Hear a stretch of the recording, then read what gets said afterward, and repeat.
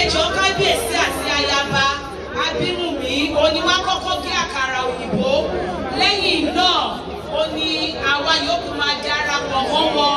Ẹ jẹ́ ká kábíyèsí láàyè láti gé àkàrà òyìnbó.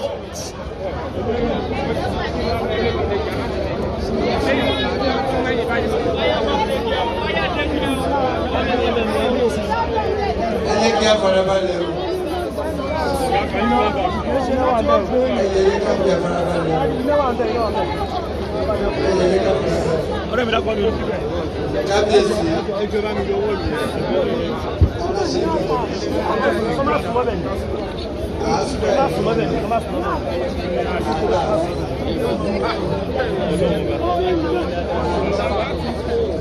Speak of Allah. This Oyo town is Aláàfin of all the Oyos worldwide. So I'm going to spend, and I expect everybody to join us as we honor our defunct father, the Aláàfin of Oyo, all the people of Oyo Kingdom. Shall we go? Àbí kí n ṣe ní Yorùbá ni a lí a fi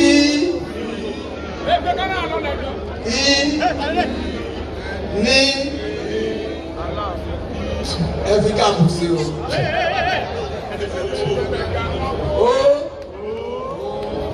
fi gap again and O in capital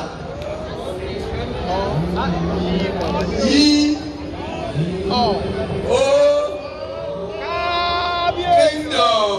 kingdom Aláàfin of Ọ̀yọ́ kingdom